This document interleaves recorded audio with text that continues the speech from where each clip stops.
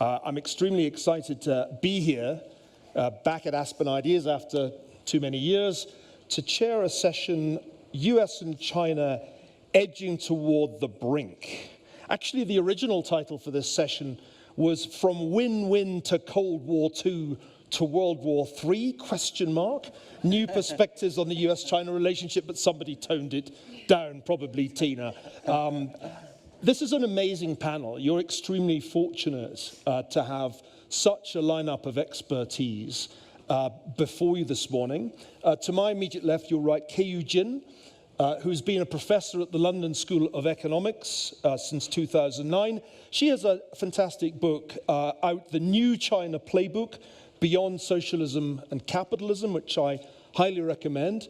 Next to her is Andrew Erickson, professor of strategy at the U.S. Naval War College's China Maritime Studies Institute, also an associate of the China Aerospace Studies Institute, and a visiting professor at Harvard University's government department, and a contributor of an extremely important chapter in a new book that I'm just about to tell you about in a minute.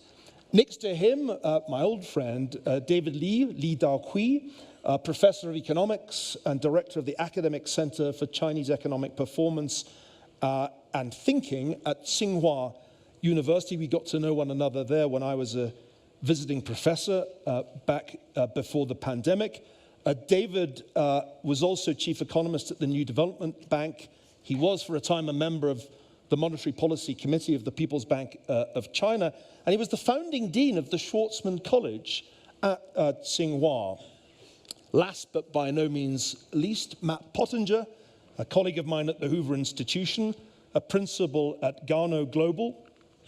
Matt was Deputy National Security Advisor from 2019 to 2021 to President Trump. Prior to that, he was Senior Director for Asia at the National Security Council, also in the Trump administration. The book I mentioned is the book that he is just about to publish as editor, The Boiling Moat, Urgent Steps to Defend Taiwan.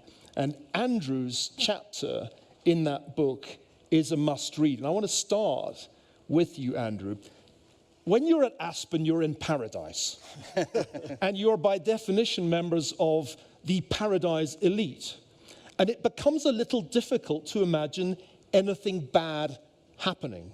So let me see if I can help you imagine something bad. I know it's hard, but we're all going to try. This is a quotation from an essay just published in Foreign Affairs by the historian at Yale, Arne Westad. And the title of the essay is Sleepwalking Toward War. Quote, all current evidence points toward China making military plans to one day invade Taiwan, producing a war between China and the United States, just as the Schlieffen Plan helped produce a war between Germany and Britain in 1914. Taiwan could be the Balkans of the 2020s. Both China and the United States seem to be sleepwalking toward a cross-strait confrontation. And if that's not enough to focus your mind, Admiral Samuel Paparo, the new head of U.S. Indo-Pacific Command, told the Washington Post just the other day that in the event of a Chinese move against Taiwan, the U.S. military would deploy thousands of unmanned submarines and surface ships to, quote, turn the Taiwan Strait into an unmanned hellscape. Andrew, help us understand what an unmanned hellscape is and how plausible and imminent do you find that scenario of war between the United States and China? Well, first of all, it's a very real scenario, a very real possibility. And unfortunately, Xi Jinping is not sleepwalking. Rather, he's engaging in the largest military buildup since World War II. And you may often see the year 2027 highlighted in testimony or public commentary by U.S. officials. We need to not view that date in isolation, but rather understand Xi Jinping's centennial military building goal of 2027. It's not a deadline for invading Taiwan, but it's a deadline for China's armed forces to give Xi Jinping the full toolkit of military capabilities to either threaten Taiwan and cow Taiwan into submitting to Xi Jinping's will, or if that doesn't work, and I don't think it will, being prepared to engage in combat operations against Taiwan. That's why this is very real. So it was Bill Burns last year, Director of Central Intelligence, who said twice that Xi, according to US intelligence, had told the Chinese military to be ready for war by 2027. And as you say, it's an option, not some kind of explicit plan to go to war. What kind of probability should be attached to this scenario? Because this is no trivial thing. I mean, I take it seriously. After all, the CIA wasn't wrong about Russia's plan to invade Ukraine. But what's the probability of war happening in your view, Andrew? There's no scientific answer to that, but you don't need a security clearance to know just how much Xi Jinping is upping the ante and pushing toward a period at very least of greatly heightened tension. The Pentagon's China Military Power Report of 2023, the latest edition, offers plenty of data points. Let me highlight just a few. Xi Jinping is engaged in by far the fastest and largest and virtually only nuclear weapons buildup of any nation today. And he's building up military capabilities across the board, including with many world-class superlatives, unparalleled in quantity. This is not just something for symbolic prestige or a signature effort or some effort to be seen as a great power. No, at virtually every turn, Xi Jinping is making costly, difficult, consequential decisions that represent a significant departure from his predecessors since Mao Zedong, and they're in the direction of preparing for serious war fighting. So I can't put a number on the probability. I don't think anyone can put an exact number on the probability, but it is definitely non-zero, and that is unfortunately high. So as you can see, this is a balanced panel, and we're going to hear the Chinese side in just a moment from David and KU. But I want to go to Matt next with a quite simple question. How did we get here, Matt? Because I remember writing a piece for the Wall Street Journal in 2007 about Chimerica, the fusion of China and America, two economies that seem to be in some kind of symbiotic relationship with one another. And at that time, there was a pretty well-established consensus in Washington that reform and opening up had been a good thing for China and globalization had been a good thing for the United States. How can it be that in such a short time, we're now in 2024, we can be talking seriously about war between the United States and China? What, in your view, went wrong with the relationship? Yeah, well, I think that we were a bit arrogant at the end of the Cold War. Remember the events from the 1989 fall of the Berlin Wall to the collapse of the Soviet Union just a couple of years later. That, for us, was the end. You know, it was a peaceful, successful conclusion of the Cold War. What we didn't realize was that Beijing was using that moment to inaugurate a new Cold War. And that Cold War remained quiet for the first 15 years or so, 20 years. Rush Doshi, who's a friend and until recently was President Biden's China director on the National Security Council staff, wrote a very good book called The Long Game, where he went back and read primary source material from that moment, from 89 to 91 and beyond, and found that Beijing came to regard the United States in the absence of the Soviet menace, because China was also menaced by the Soviet Union. They didn't have very good relations in the latter decades of the Soviet Union. That China came to regard the United States as the primary military, geopolitical, and ideological adversary. And so back then, Deng Xiaoping embarked on what he called a policy of hiding and biding. You know, let's hide our time, hide our capabilities, bide our time until we've built up enough net power as a nation to actually challenge the United States directly. And if you fast forward then, China at that point had an economy of just a few $100 billion.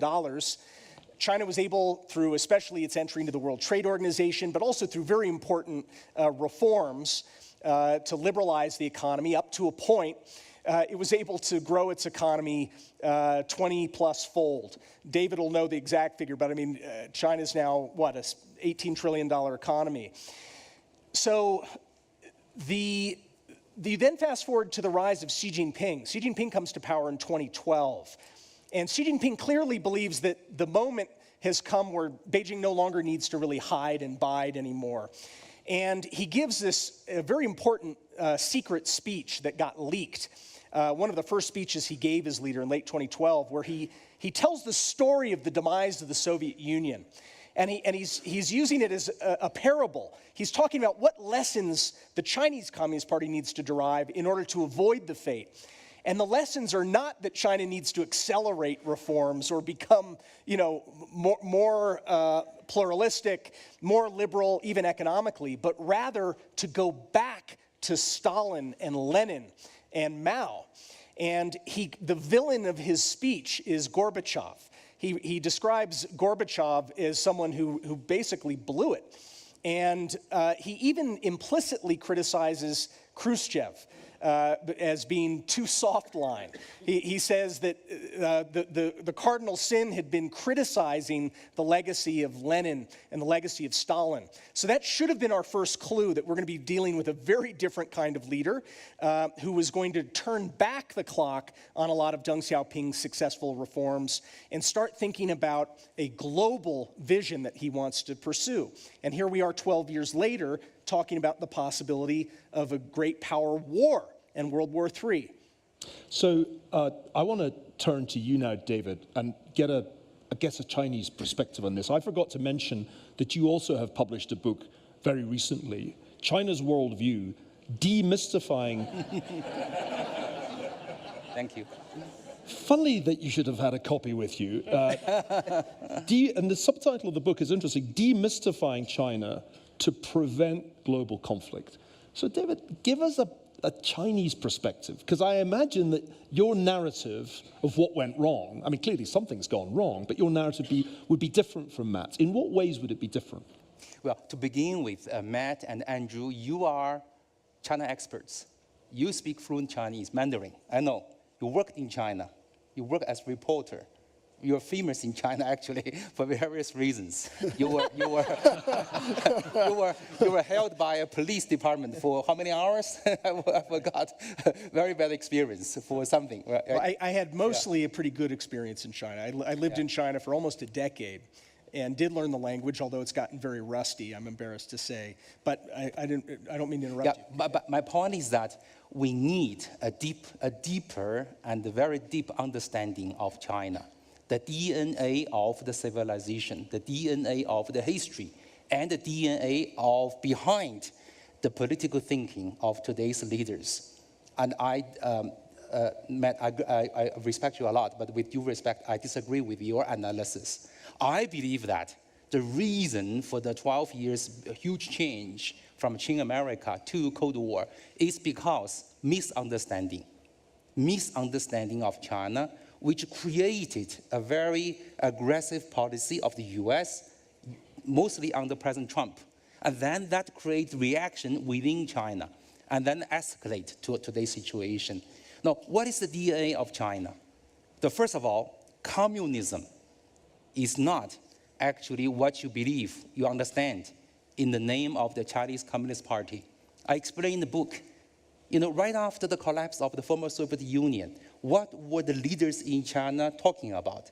They were talking about, very seriously, dropping the name communism from the name of the party. Seriously, I have very official archive, okay? Then they decided, we don't drop it, because we respect history. That's the DNA of China. History should be respected.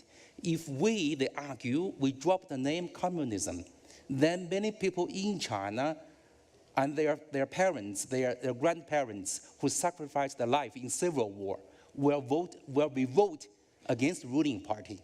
So instead, they kept the name communism, which is now very, very much a worrisome phrase in today's U.S. politics. Communism, right? Very bad name. By the way, if you check the constitution of North Korea is not a communist country. North Korea dropped the name communism and Marxism from its constitution many years ago. Russia, Vladimir Putin, can be anti-Lenin as far as you can go. Putin is a huge anti-communist champion. So anyway, so the deep misunderstanding. What is the fundamental thinking of China? The fundamental thinking of today's China is for China to regain international respect, not by challenging the U.S. I repeat, China is not in a position or is not intending to challenge the U.S. as a superpower, as a country, for good or for bad, having made huge impact in today's world. China wants to regain respect through economic prosperity and through making contributions in climate change in other areas to the human history. China lost that respect for the past 150 years. You know this better than I do, since the Opium War, right? Since the Opium War. So China became a livestock of, at least in China, we believe so. We became a livestock of Western civilizations. So finally, through reform and opening up, China gained its respect. And then just when China's economy become 65% as large as the US come back and say, oh, you are number two. You are going to challenge us. You are going to change the world order. You will replace the US, so we will crack down on you. And these generated the whole dynamism, including the troubles in Taiwan Strait. So that's my simple, 1 minute summary of my book. So, David, Yeah. let me push back a little bit. It's typical in debates about Cold War that each side blames the other. And those of you of a certain age in this audience, I know it's a very youthful group. Some of you may remember the first Cold War. There was a great debate about who started that too. And in a way, we're getting a new version of this, where Matt says it was Xi Jinping who started it, and you're really saying it was Trump who started it. But are you saying, David, that it's simply wrong on the part of US intelligence to believe that China is preparing for war by 2027? Is that just wrong? It's wrong.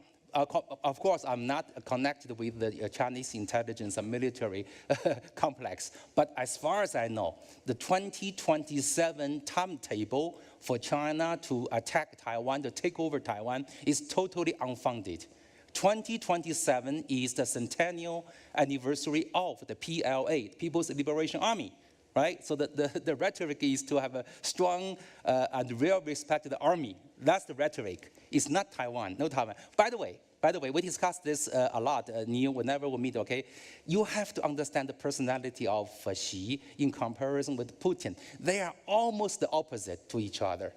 Putin is a, mafioso, right? Weightlifting, judo, tank, motorcycle, horse riding guy. Nothing wrong with that, right? You're a Marine Corps, right? You're supposed to follow the culture. You served in the Marine Corps. You also didn't know. Anyway, Xi is different. Xi grew up by relaxed, by watching other people making operations, by staying with whatever he has, and then wait for the moment to then gradually rise up within the hierarchy. We discussed this. So in other words, Putin is preemptive guy, preemptive. He would take action before the enemy, before the rivalry take. The China is almost the opposite, Yeah, so But David, if they're so different, why do they spend so much time together? I mean, is this some kind of weird... Good question. Is this some kind of opposite... Do you know, a small quiz, story? Do you know which two countries in the world share the longest land border? 3,000 to 4,000 miles. China and Russia, not US and Canada. The two countries share huge amount of border. And frankly speaking, people like me in China, we are whispering every day about potential Russia trouble for China in the long term, not today, in the long run, because Russia share his huge border with China, and Russia never felt comfortable because much of the land was taken during the Qing dynasty 200 years ago through treaties, whatever fair or equal treaty. So Russians always worry that China will take back the land. So Russia become always suspicious of China. And China also felt uncomfortable with Russia. So the two countries have to stabilize relationship. We are neighbors. We do not want to offend our neighbors. By the way, China is also supporting Ukraine. China is Ukraine's largest trade partner, even today. President Zelensky never openly criticized China. China is trying to make peace, trying to be good friends on both sides. Well, I'm very tempted to jump in here by commenting on that point, since it seems to me that China's supplying an enormous number of not only dual-use items of hardware, but according at least to British intelligence, lethal hardware to Russia. And without that, it would be hard for Russia to sustain its war effort. But I want to come back to that because it's time we brought KU into the conversation. KU, your book is, I think, very illuminating about the different generations that we see in China. The generation in power that Xi Jinping personifies is the generation shaped by the Cultural Revolution. But if one looks a little further ahead, the next generation doesn't seem to have anything like the same preoccupations. I mean, I don't know how much you worry about this war scenario, and maybe you should tell us if it's something you worry about. And if it's not, is there a reason to imagine that, I don't know, 10 years from now, the mood will be quite different because there'll be a generational change in politics in both countries? I do want to come back to the new generation in a little bit because they will shape China's future, politically, economically, and impact on the world. So that's an important point. Even if China doesn't change as a country, as a political system, the people change, you have practically a different country. But first of all, let me just comment on a few other things that have been previously mentioned. As you rightly pointed out, to say that this is all China's fault seems like it's a little bit beyond belief. It's important to see, not just apply just one American perspective on everything. It's important to see the other perspective. First of all, China rejects the notion that China and U.S. are in a current Cold War. You're not supposed to say that. You're not supposed to be animostic towards the Americans on Chinese social media. So just taming the nationalism in China. What do the Chinese think about all this, right? Coming back to some of what David has said. Chinese believe it's competition. Number two, rising up so fast, catching up to number one, economically and technologically speaking. It's not political, it's not ideological, according to the Chinese, because look at Japan. In the 1980s, Japan was an ally, democracy. It swept the country with Japanese electronics, exports of cars, and most importantly, it won the semiconductors race. What did the US do? Same set of policies. Tariff wars, limiting Japanese investment, involuntary export controls, and the Plaza Accord forcing the Japanese to appreciate. There was no ideological differences there. What did the Japanese do? They submitted because US was the big guy and it was the ally. The problem is China's not going to submit. China is going to go as far as it can. It believes it has the right to pedal its way to prosperity, into technological and economic prosperity. That is kind of along the same lines with David's point, but that's the Chinese view. But that said, what has compounded the problem is there has been woefully bad communication between the two and an utter lack of mutual cultural appreciation. So my point is, it's both of them that got to where we are today. Speaking about cultural misguidance, China, did it really need to announce Made in China 2025? China's going to dominate in all strategic emerging sectors? Boof, that was a Sputnik moment that spooked Americans, and on came this onslaught of export controls and all that stuff. But Chinese pronouncing they want to be number one, that is so common. It's President Xi, but it's all the universities I've interviewed with. Every one of them want to be number one in Asia by 2030. It's the Chinese students. I made the mistake of doing the same when I first got to the US. It's a cultural phenomenon. Now, coming back to the US, did the US need to unleash all these demonization of China and these policy and tariff wars and export controls, making the Chinese believe that the sole goal of the US is to hold it down? That's miscommunication problem. There's even little communication between the two in times of urgency, and I think that is dangerous. Can I pursue one part of that? And that's kind of popular attitudes. It's very hard to gauge those, of course, because there are no opinion polls that we can rely on. And there's clearly nationalism in China. As you say, the regime actually has to rein it in on social media. Yeah. But nationalism and being ready to go to war are different things.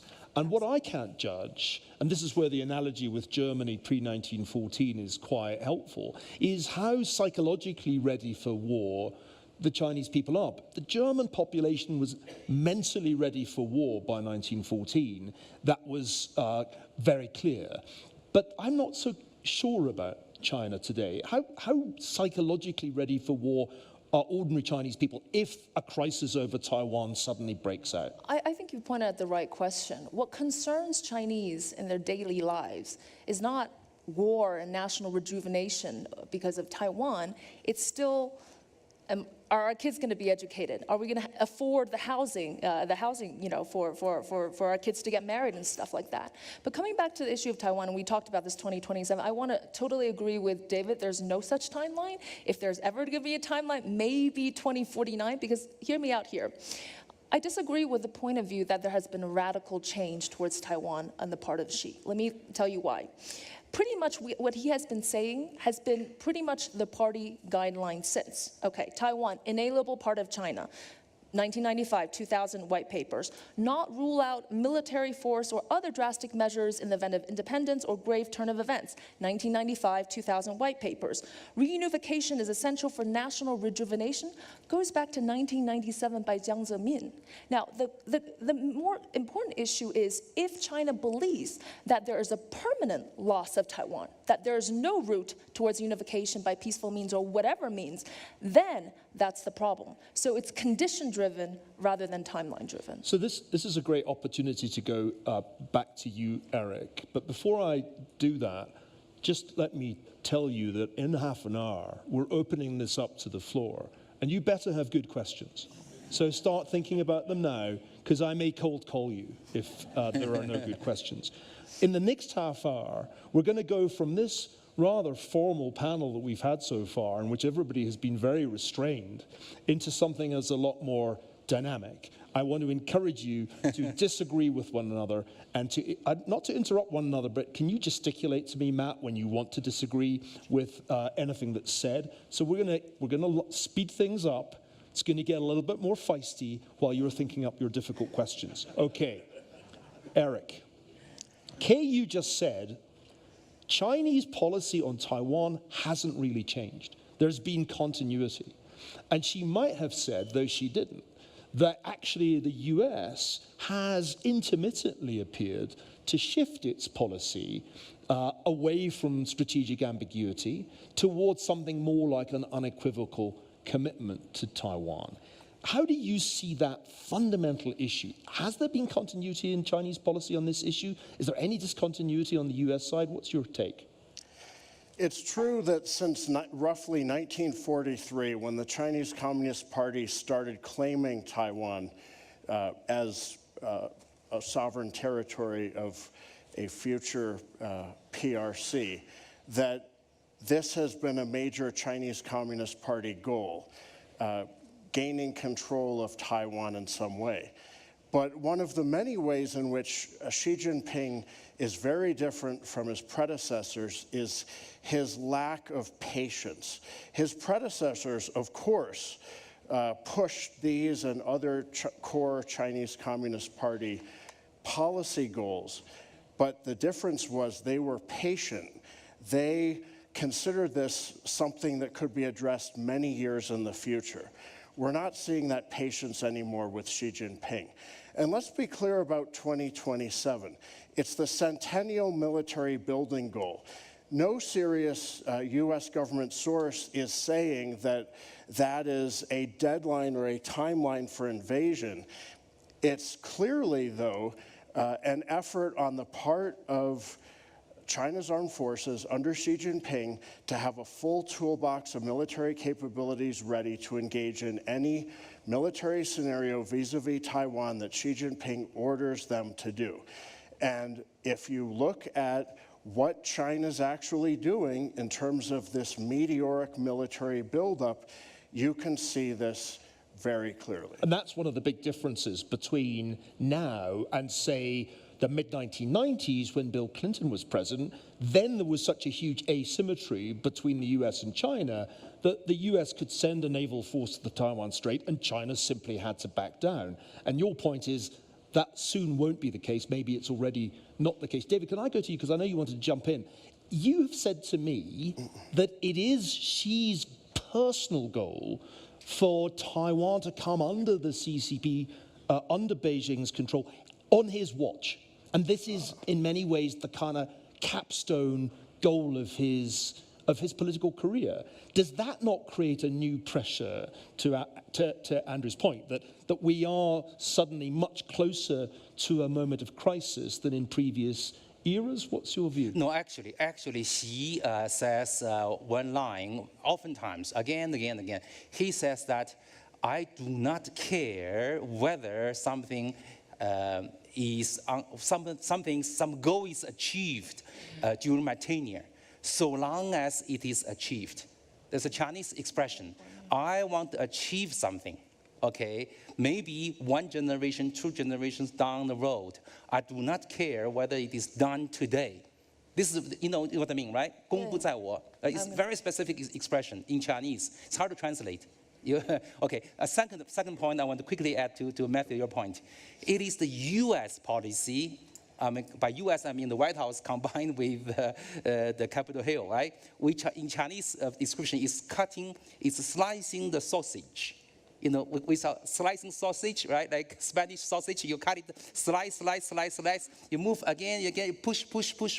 You push the issue on Taiwan. You know, there are many documents, very, very technical. You brought a huge paper here. Taiwan policies, right? U.S. issued many policies. Each step is inching towards supporting. Taiwan independence, setting more armament. So it is, to be fair, I think the U.S. side is trying to play up the Taiwan issue to irritate China to get into a war. Well, this is something that Xi Jinping said it was revealed just the other day that he said to Ursula von der Leyen, President of the European Commission, the US is trying to goad China into war over Taiwan. Matt, what was your reaction to that story, which I found very interesting? It reminded me that that's exactly what Vladimir Putin said right before invading Ukraine. He said the United States is trying to trap me into coming into a war. This is psychological warfare. I don't know if Xi Jinping really said that to Ursula von der Leyen. It's an FT report, so probably something along those lines. But let me just step back a little bit, because long before President Trump was in office, when he actually pursued a new U.S. strategy, really reacting to the reality of China systematically harming U.S. interests and those of our allies. Xi Jinping, back in 2012, his first trip after he was elevated to General Secretary of the Chinese Communist Party, so this was in early 2013, where'd he go? His first foreign trip was to go visit Vladimir Putin. He's met with Vladimir Putin in person somewhere between 40 and 50 times since then. So basically every quarter for the last dozen years, those two get together. Xi Jinping has made teaming up with Vladimir Putin a cornerstone of his strategy. It is not about just managing his border with Vladimir Putin, right? I mean, let's take a look at what our Secretary of State, Tony Blinken, said publicly when he was in Beijing just in April. He said that China is overwhelmingly the #1 supporter of the war effort by Russia against Ukraine, its European neighbor. The amount of support has skyrocketed beginning last March of 2023 is when we saw an absolute skyrocketing of Chinese material support for the war. Tony Blinken says that that support may have changed the course of the war. It had the effect, in Tony Blinken's view, Russia probably wouldn't have been able, may very well not have been able to sustain the war in Ukraine if not for China's military support. This is equipment. It's all the things that go into rocket fuel and into explosives. It's all the chip guidance systems that are going into Iranian kamikaze drones that are killing thousands of civilians right now in Ukraine. Xi Jinping views the war in Ukraine as an essential part of his strategy for weakening the West, and he's been talking about it for years. In 2021, Xi Jinping gave a speech where he said, the most important characteristic in the world today is chaos, 大乱. And he goes on in the speech to say that this trend will continue and the trends are on China's side. Okay, so I don't think this is a misunderstanding. If anything, we've underestimated by not paying sufficient attention to what Xi Jinping himself is saying when he's talking to his own party leadership, as opposed to what he might be trying to broadcast to the outside world in nice audiences like this one. If we want to look at communication as being a problem, how to explain the fact that China has systematically evicted every American journalist who speaks Chinese. They're no longer allowed in China. They can't even come to cover a short event. Beijing does not want people who understand China coming in. It's because Beijing has invested billions of dollars in trying to monopolize all discourse about China. With New York Times, Brett Yes, Keith Bradshaw. Keith is a friend of mine. He doesn't speak Chinese, but he's a great reporter. No, he understands China. The only reporter that they allowed to stay from the United States was Keith Bradshaw because he has to depend on government-provided, in some cases, government-provided translators. He's the only one that they allowed to stay. Everyone else has been booted out. New York Times, all the other publications. And so, I've been banned from China after I gave a speech. You were talking about respecting history. I gave a speech about 100 years of China's history, starting with the May 4th movement after World War I. And I was banned for having delivered that speech. So what Beijing is investing in is what it calls 话语权. There's billions of dollars into dominating discourse in every language, in every country. This is why you have TikTok being flooded with anti-American, anti-Israeli, anti-Semitic content, pro-Russian, pro-Venezuelan, pro-North Korea, pro-Communist Party content. There's zero. I challenge you. I challenge you coming up with credible evidence that TikTok's opinions, anti-Israel, pro-Hamas, is back to China. I challenge you. Can you provide any single case in which the opinion of pro? So luckily, Congress this would warm up. The U.S. Congress, a bipartisan committee late last year, did a whole hearing on this where they looked at the metrics, actually the ones that at the time were provided by TikTok itself, and they compared what kind of content trends on Instagram and X and all these other platforms, and they found it was equal on anything that was politically neutral. If you're talking about Taylor Swift, it's exactly the same level of content on TikTok as you get on Instagram. But then if you're talking about something that is anti-American, pro-Hamas, anti-Israel, it starts to take off by multiples and then multiples of multiples on TikTok. Now, this shouldn't be a mystery to us. Beijing controls the algorithms because the Chinese... Are you publishing this in Science, the magazine? Well, you will be rejected. Who is the editor-in-chief of ByteDance? Do you know who the editor-in-chief is of ByteDance, which is the parent company that controls? That's a parent company. TikTok is totally different. It's all U.S. company. So I'll answer the question. The Chinese Communist Party secretary appointed by the central government to govern all apps and content under ByteDance. TikTok is one of the apps under ByteDance. He is the editor-in-chief. And the operation-wise, the TikTok is totally independent. One thing that's true, though, David, is, and this is one really for UKU, TikTok's Chinese equivalent is a very different thing from the TikTok that we have in the United States. Same editors, same No, back no, office, but same very- engineers, same algorithms, tweaked to deliver radically different content.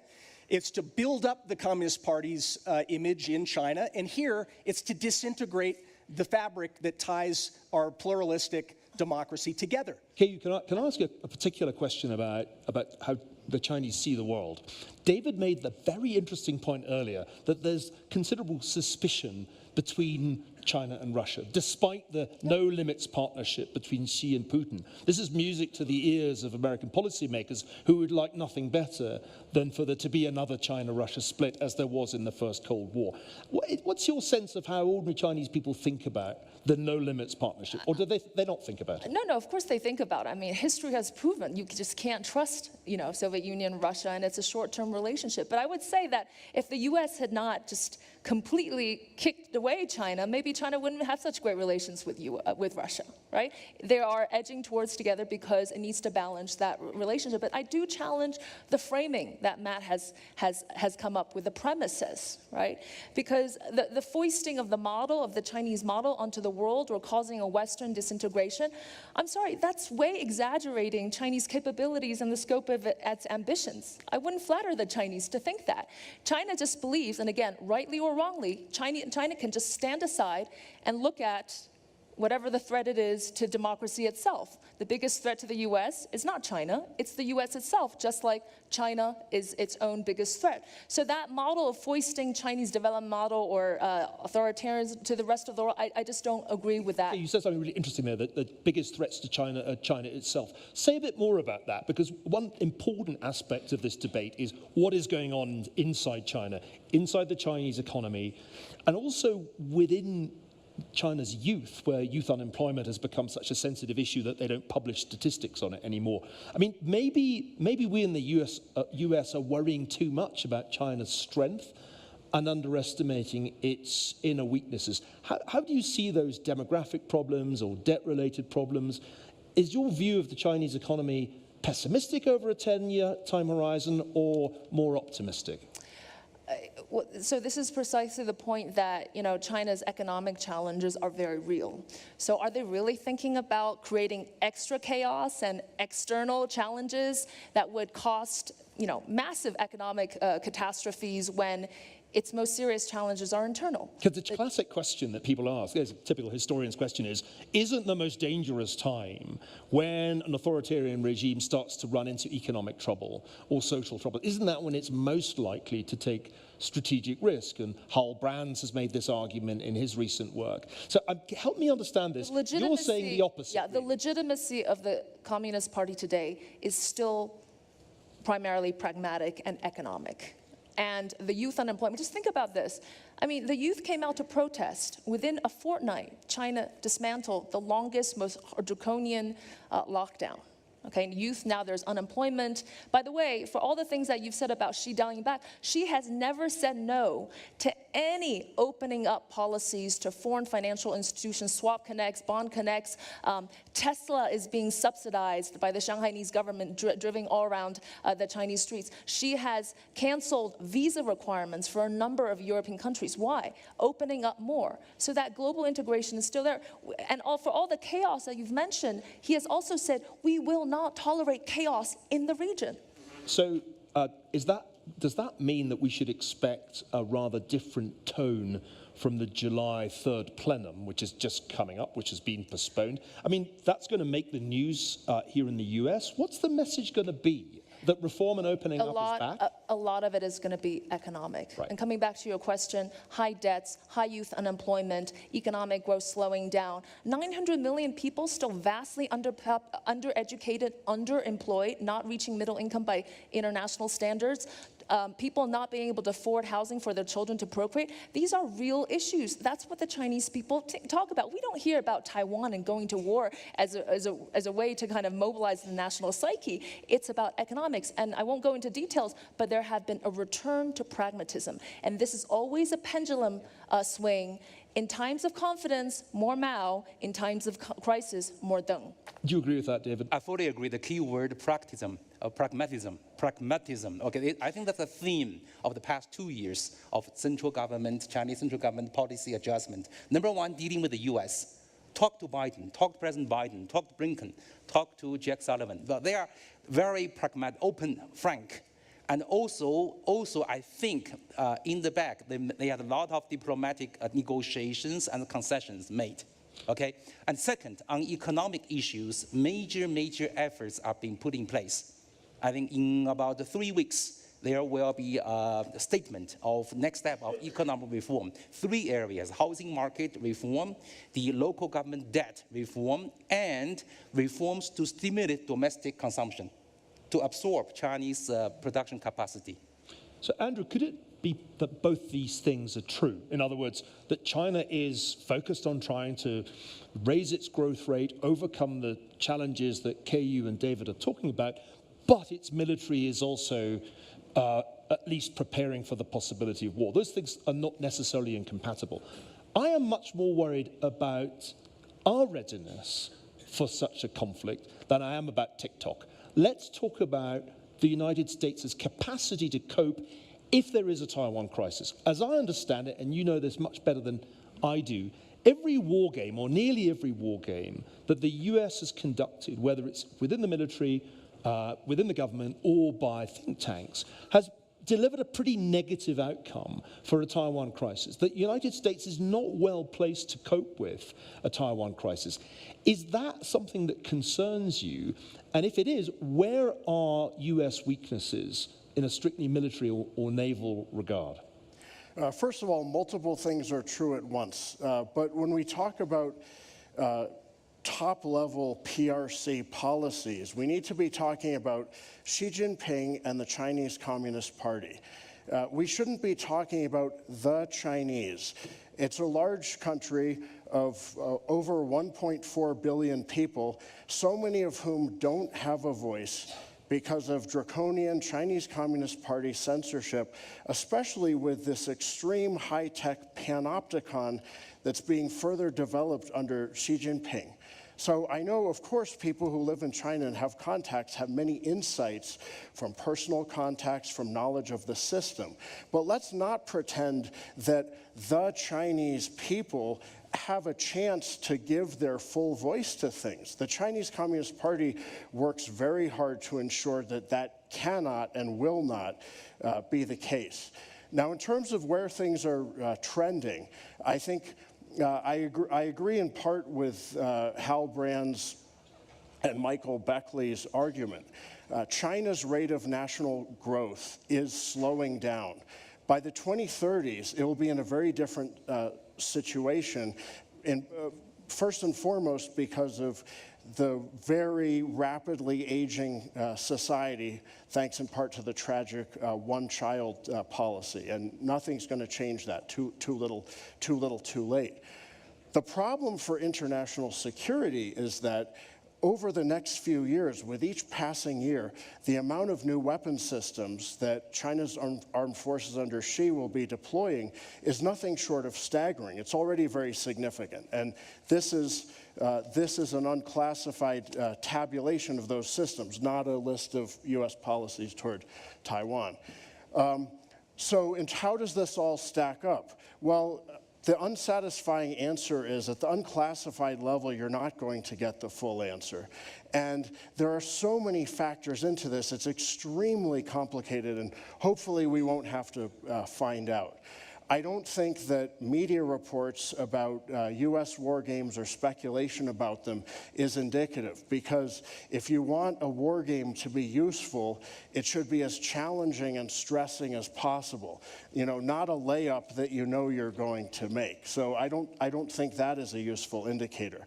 I am optimistic that the US is going to be continually able to deter Xi Jinping from making a military operational move against Taiwan for the foreseeable future. But the next few years are going to be very difficult. The situation is far more urgent and difficult than most people realize, and so it is going to take tremendous effort on the part of the U.S. together with key allies and partners. My concern is when I read what I'm able to read, I see evidence that in the event of a conventional war, let's suppose a scenario where China blockades Taiwan, doesn't invade it, but it imposes a blockade.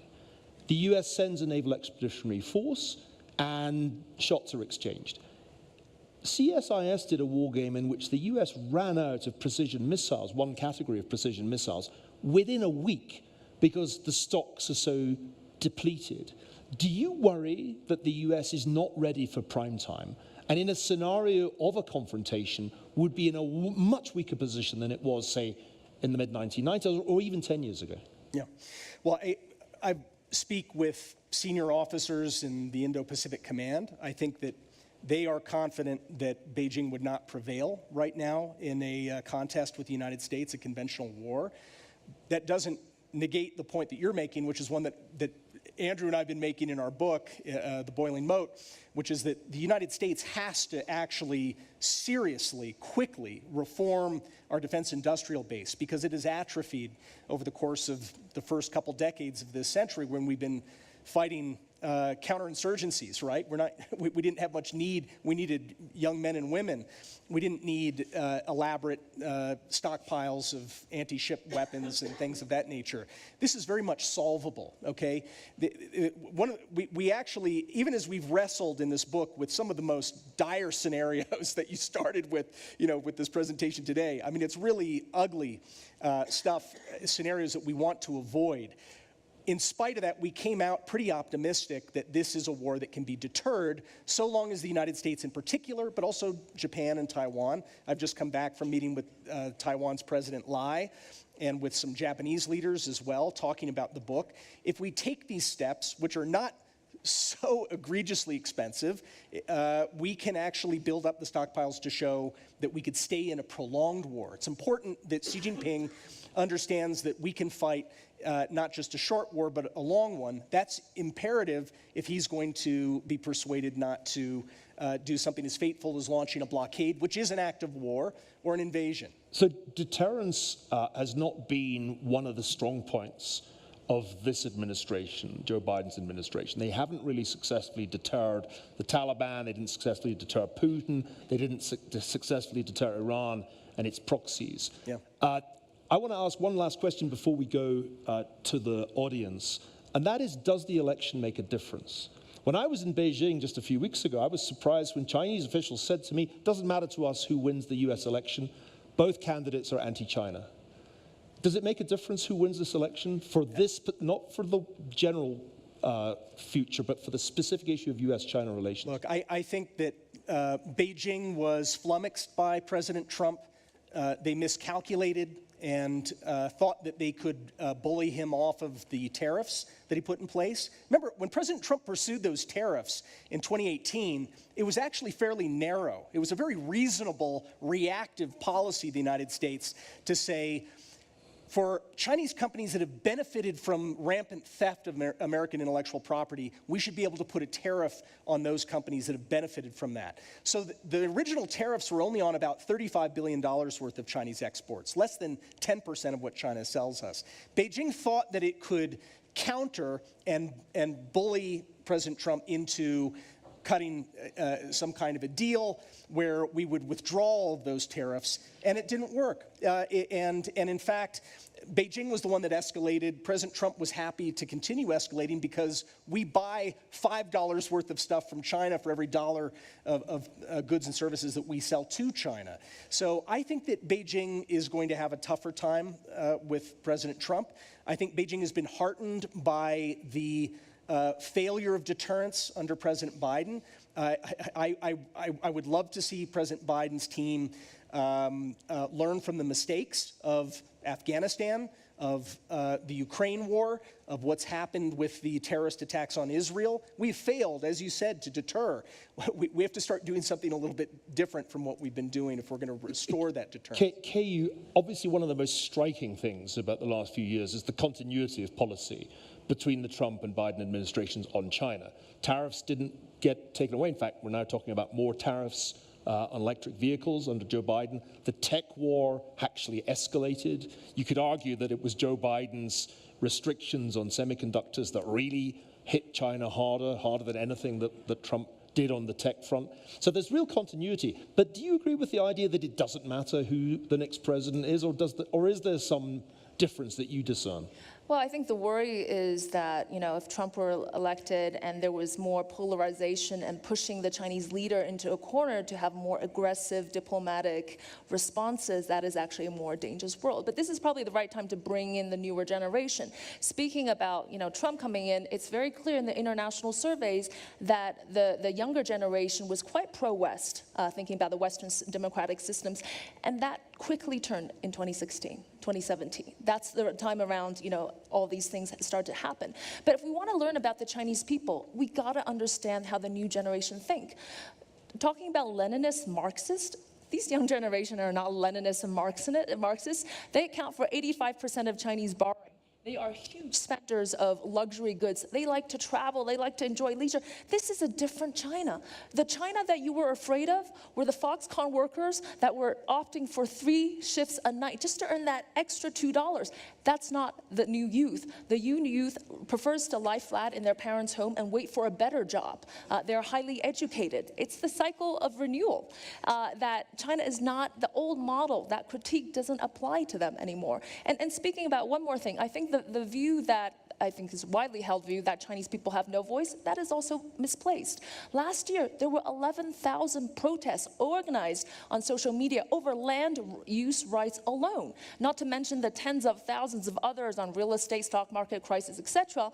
To effectuate change is happening in China. You don't like something, 1/3 of the social media criticisms are about the government. Though never the head of the government. Never the head of it. That's the rule. You got the rule. Highly suppressed. That's the stuff that gets through. Highly suppressed. You can't actually censor an item overnight. It's already becoming a national taboo. Anyway. I just want to say that I think the generation of Chinese that Ke Yu is describing should be our natural allies. I have high hopes for the current generation, the new generation in China. I think they were given the chance to elect their leader. They would not elect a Marxist-Leninist who, on the 200th birthday of Marx, visited Marx's grave in the UK. They may elect a Chinese Putin. Well, this is seriously. But that's I have more faith. We could quite easily keep this up for not only half an hour, but half a day, perhaps half a week. By the way, the point that Matt just made is made more at greater length in an article he published with Mike Gallagher in Foreign Affairs recently, which I also recommend. There'll be a reading list distributed at the end of the class, and the exam is on Monday. And Gallagher can't go to China. And he's, I'm kind of embarrassed that I can still go to China. What does that say? It shows that I'm a neutral moderator. We'd like some questions from the audience now. I can see hands going up in agreeably large numbers. There are roving microphones. Can the microphone rovers just signal to me? Could you bring a microphone down to the gentleman who's sitting at that table there in a vest? Yes, sir. The microphone is with you. And then we'll get another one over here if we can. There's a gentleman near the front there, and we'll work our way backwards. Yes, sir. Okay, just as a quick intro, I lived in Asia for 14 years. The majority of that was in China. I worked there for 30 years with Chinese companies, et cetera. I will say I'm much closer to Ke Yu than Matthew at this point in terms of the thought process and the outcome and where it goes. It's important for people to remember China has 4 times the U.S. population, which lives on half the landmass. It's basically, imagine 1.4 billion people east of the Mississippi. Right? What does China care about? What have I always taken away from my time in China? Is stability and economic progress, pulling people out of poverty. And China's probably pulled more people out of poverty than the rest of the world combined. Ke Yu, my question actually is for you. I think all this talk about Taiwan is overblown. What is the risk to American citizens, American consumers, the American economy, of a complete rift with China, whereby we're not able to import the tariffs that are talked about are a tax on the American consumer. It's not what Donald Trump said, that China pays for it. The U.S. consumer pays for it. What happens in that rift? Because you're an expert in international trade flows. Thank you. Okay, that's a question to you. Well, when we say that China has already assumed some kind of normality in terms of this, kind of disengagement, economic disengagement with the U.S., China's primary trading partners in renewables and all EVs is with Europe. So it matters much more what Europe does in terms of policies to China than the rest. But I gave you the example of Tesla, right? And all these American companies in China. Apple, for instance, still making huge profits in China. I think they make really, a very important combination. The Chinese youth still love the NBA. They love Hollywood movies. We need to keep them, keep that going. But I think that banning, sanctioning companies left and right, banning Chinese investment going to the U.S., 22% drop in Chinese students going to the U.S. since 2019, but 85% of Chinese students have returned to China. That's voting with their feet. So keep the knowledge exchange open, keep the collaborative research. And by the way, for every $1 that U.S. spends on renewable investment, China spends $3. It's important to me. Matt, it's undeniable that there are costs to U.S. consumers of worse relations with China. Yeah. What's your answer? Let me ask, sir, have you considered what the cost is of allowing China to continue stealing American intellectual property or the hollowing out of our manufacturing base? Is that not a tax on the American people? What about fentanyl? American companies are willingly giving their technology to Chinese in order to have access to the market. I personally it's $1 interviewed- billion for consumers. Okay. American companies want that access, and they're not forced to give it over. Microsoft doesn't have to give source code. They make a conscious decision at the CEO board level to do that for access. When the U.S. Trade Representative Bob Lighthizer opened this investigation into the systematic theft of our IP, as well as policies in China that require you, as the condition of getting market access, again, you could say, well, it's fine, we just give up the Chinese market. But if you want that access, you do have to give over that IP. And that has only intensified over the last few years with China's new laws that require all data in China, all data, to be not only accessed, but controllable by the government. So what about fentanyl, right? I mean, Beijing, Congress just came out with a bipartisan report that said not only is China the main provider of all the chemicals that are being synthesized into the fentanyl, the illegal, not the legal stuff, the illegal fentanyl that's killing 80,000 Americans a year.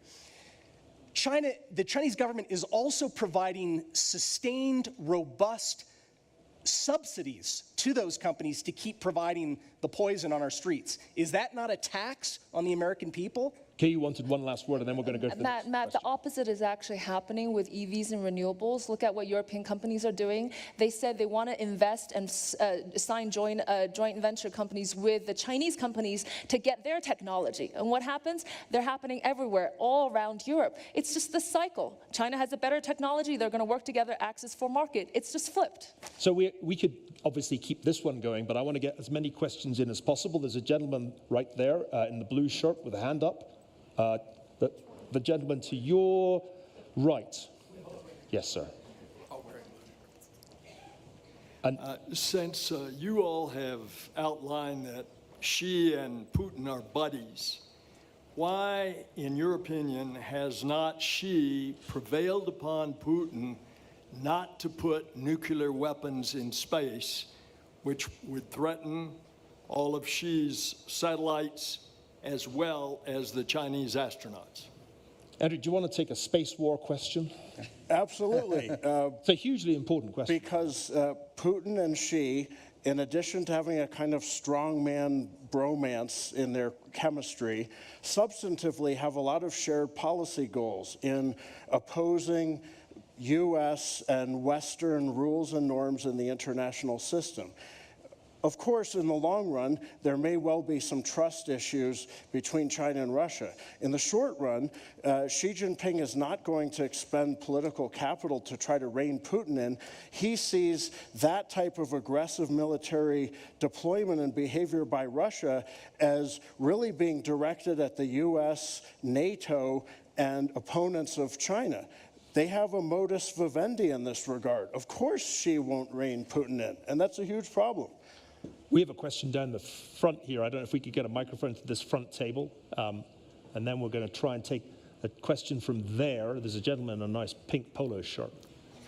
Thanks. My name is Jared Genzer. I'm an international human rights lawyer based in Washington. And two words I haven't heard on the panel are the words human rights. I previously served as pro bono counsel to Liu Xiaobo, the 2010 Nobel Peace Laureate, from before he won the Nobel Peace Prize until his passing. And I am deeply concerned, having worked on a never-ending parade of Chinese dissident cases over the course of my career, that things under Xi Jinping are dramatically worse for anybody who might actually stand up against the regime. I fully acknowledge, of course, China has lifted hundreds of millions of people out of debt, out of poverty, and there are lots of positive developments on the economic side, but the repression has gone exponential from everything that I see. And my question, especially for those that are taking a more pro-China point of view, is where do you see human rights going? And you know, I tend to be more in the camp of Mr. Pottinger, among others, in thinking that the world needs to be very, very concerned about these issues, despite cultural differences over individual rights versus collective rights. David, do you want to respond to that? I mean, it's hard not to observe that the atmosphere has changed. I mean, I observed that at Tsinghua over the time that I was visiting. And the pressures on academics to watch what they say have obviously grown. But it's not only that.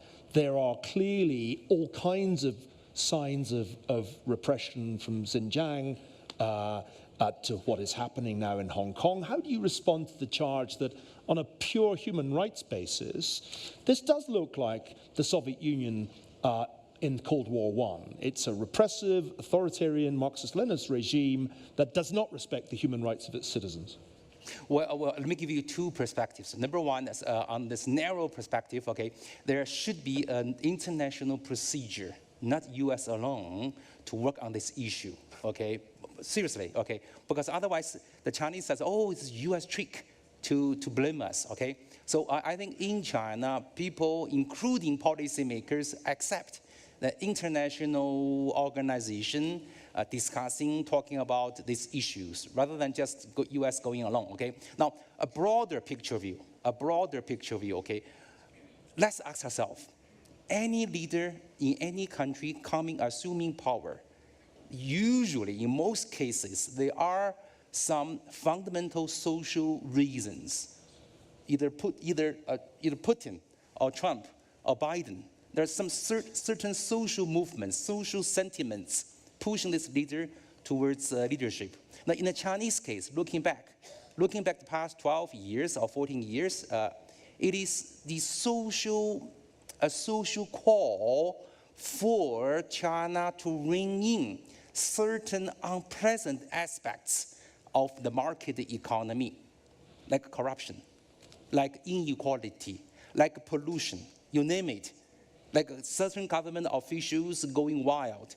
So it is these concerns which are uniting many people to support some of the current policies. Of course, we you know, people like me, we at Tsinghua University, we oftentimes we feel, oh, this is not good, China needs to change, but we tend to forget the other issues: inequality, income inequality, wealth inequality, pollution, corruption.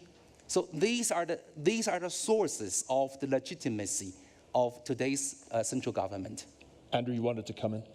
Yes, it's striking. This was always bad under the Chinese Communist Party, but it's gotten worse under Xi when it should be getting better. Of course, dissidents and people guilty of the crime of living well Uyghur often struggle to have any kind of voice at all. But the indicator that is really telling is some of the most privileged, wealthy, internationally connected Han Chinese are sending their families overseas and themselves going overseas. Look at those numbers, look at the wealth outflow. That speaks volumes. The people with the most privileges, the most freedom to choose, the most choices, they're voting with their feet and their resources. And that's a terrible... It's a bad metric. And it's not only the people of the highest means that are getting out. We've got tens of thousands of Chinese who are coming over the southern border, people who are finding other ways to get out. Like Andrew said, people are voting with their feet. They do not trust their leadership, and they want to live in a society that enjoys the rule of law. Jared, I'm glad you brought up Liu Xiaobo. Liu Xiaobo and Perry Link, my old teacher, is writing a book right now translating his remarkable speeches and writing. Liu Xiaobo is the only Nobel Peace Prize laureate to die in prison, in political captivity, since the first one, who died under Nazi imprisonment. So President Biden and President Trump both agree. Both of their secretaries of state have declared that a genocide is taking place today in northwest China, in Xinjiang. A genocide. This is, Tony Blinken and Mike Pompeo agree on this. Probably not on a whole lot of other things, right?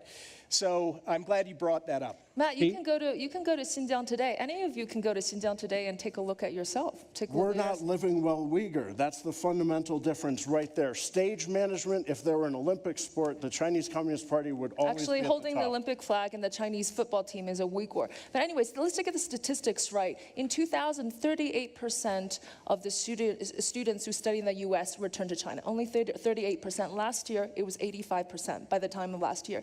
The wealthy people, they left because of the COVID lockdowns. Some of them will be coming back. Some will be staying out. I don't think that really is indicative of how bad China is. But I agree with you, there are human rights problems. Some things have gotten worse, and I agree with you, there has been more control. And if you ask the newer generation, the Chinese people, would they like a freer and more open society? I think the answer is yes. Talking of That's the voting with point. their... The Chinese people don't get to decide. It's Xi Jinping. So we should be talking on policy about Xi Jinping and the Chinese Communist Party, not the Chinese people. I'm going to take another question from the gentleman in the pink shirt. Yes, sir. Thank you. Thanks for calling on me. There's a benefit to wearing a bright color, it seems. Always wear pink shirts. Two topics I'm surprised also haven't been commented on by the panelists that relate to national security conflict. One is whether there's any, or what are the pressures from the projected demographic collapse in China for security conflict in the near term. And the other is the conflict over control over critical natural resources throughout the developing world between China and the U.S., which it seems like the U.S. kind of abandoned its position under multiple administrations over the last 20 years. And what's the current state of that, and how does that impact the security conflict? Do you want to take that? Do you want to talk? David's an economist. I would defer to him on the demographics question, because I don't know.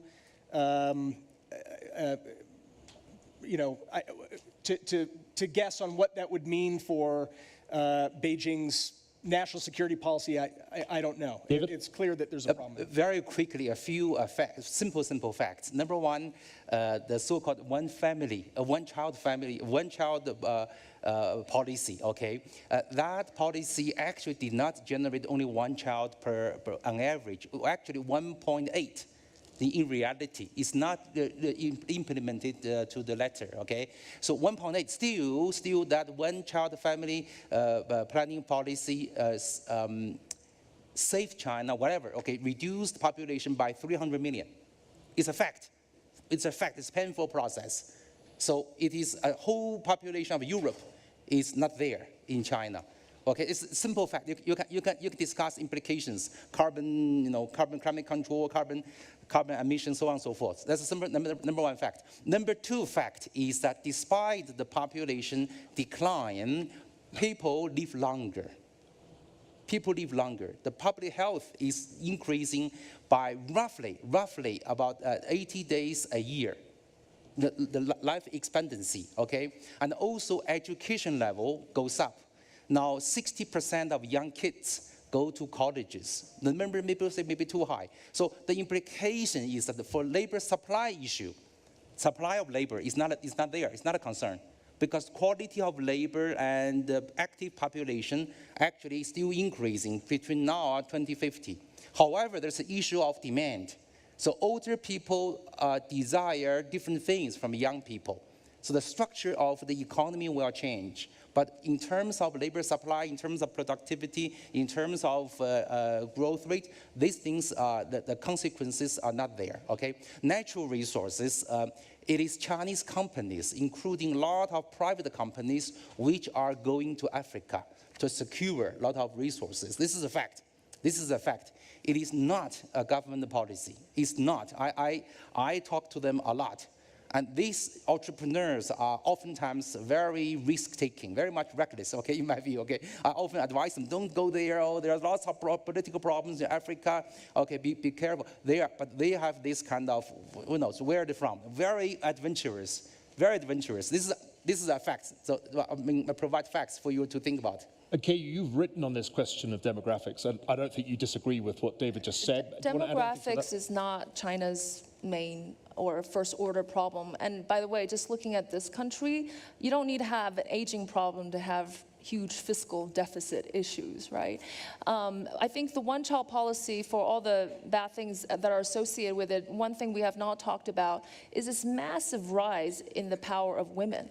I find that to be very important.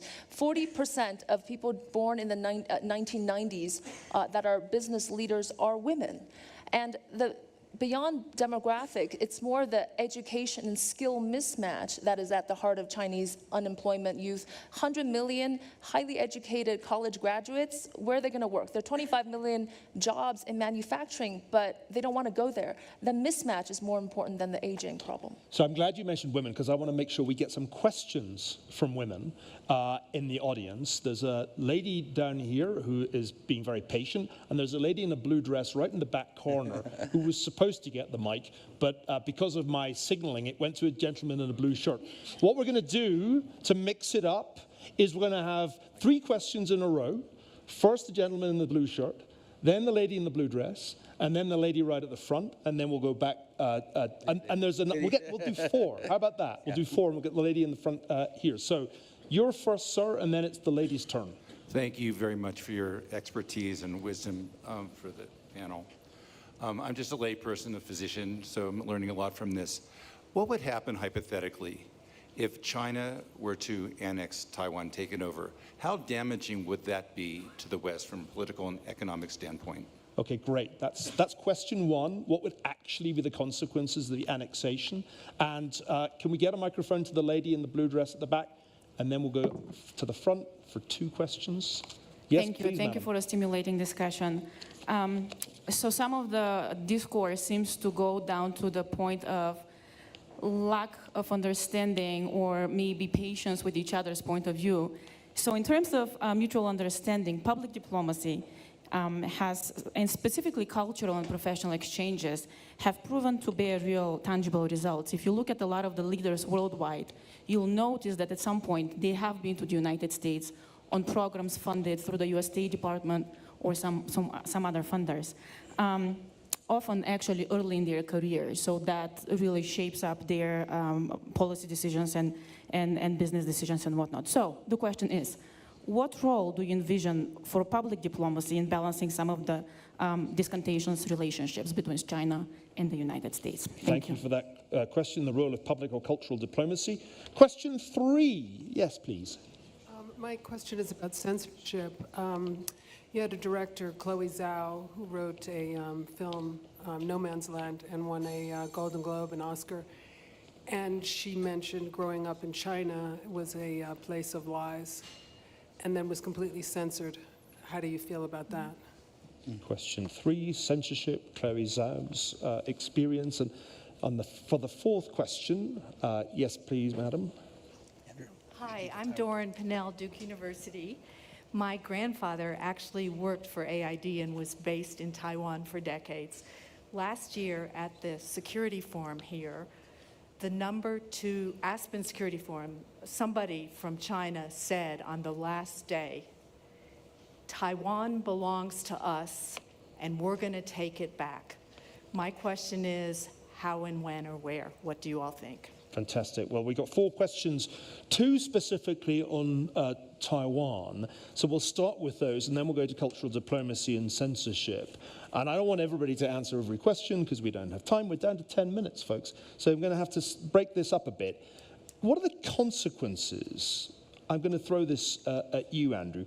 What does it actually mean if China successfully takes control of Taiwan? Suppose in a scenario where, whether it's a blockade or an invasion, the US government simply rolls over because the costs of fighting look too high. What would the consequences be? Well, I don't think that would happen, but we do have to look at the catastrophic consequences that would ensue, and that's why I applaud Matt for launching and editing the volume that Boiling Moat, which I'm honored to have contributed to. Simply put, it would be a defeat from which neither the U.S. nor its allies and partners nor the international system could fully retreat nor easily recover from.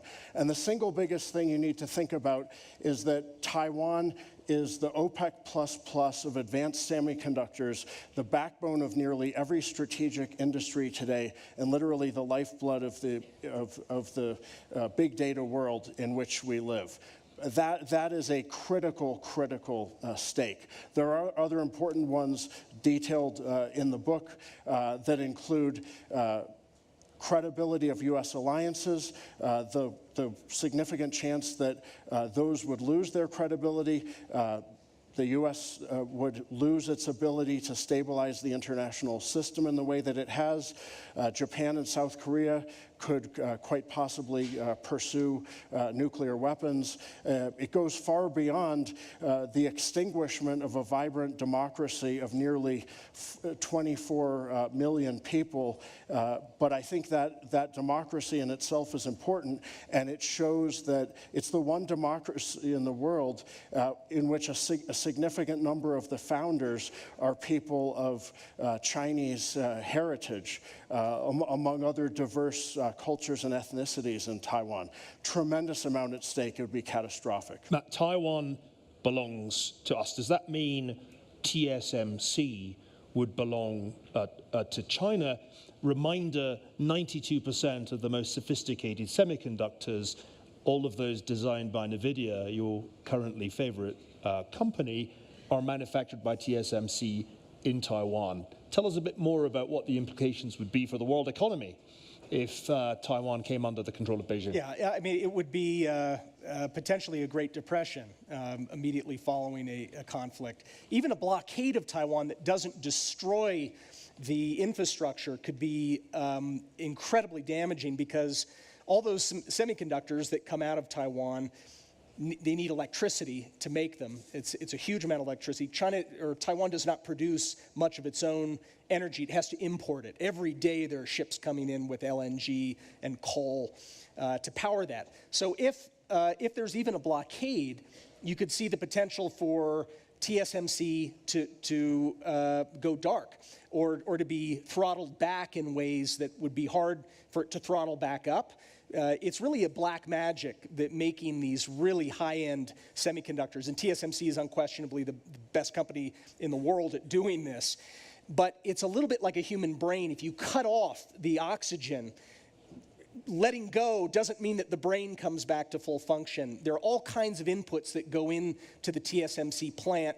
It's foreign engineering and inputs and metrology, and every time there's an earthquake, and they happen all the time in Taiwan, you have to recalibrate, and they depend on a steady supply of inputs from abroad, even the software updates for their equipment. So we could see a long emergency economically, even from a short sort of strangulation of their economy. David, can I ask you the censorship question?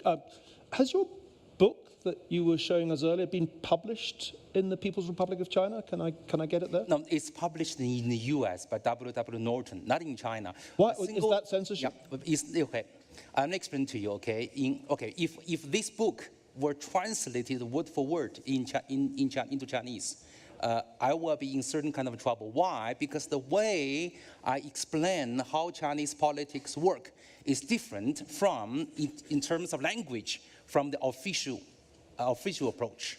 Even though in terms of substance, in terms of facts, no difference, okay? So that brings me to a point.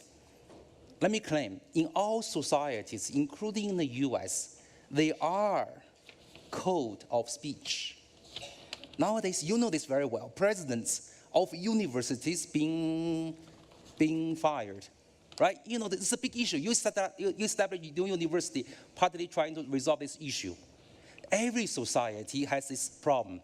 In order for your message, for our message to be conveyed to the other parties, you have to make sure the format of the message is appropriate, is comfortable, is not offending. Right? This is, I'm trying to approach this from a philosophical point of view. So in China, there are ways to express politically, different or anti-government, anti-Xi voices. There are millions of ways in Chinese social media. People manage the code of speech. People who read, people who write, people who analyze these messages all understand. So it's a matter of code of speech. People get arrested for holding up a blank sheet of paper. That is a fact. Yes, true. But that is also... Which hasn't yet happened at the Stanford campus. Give it time, though. Listen, that protest served its purpose, sent a strong message to the top leaders, and they changed, as Ke just mentioned moments ago. Can I ask you? So it's all code of speech. We're running short of time, David.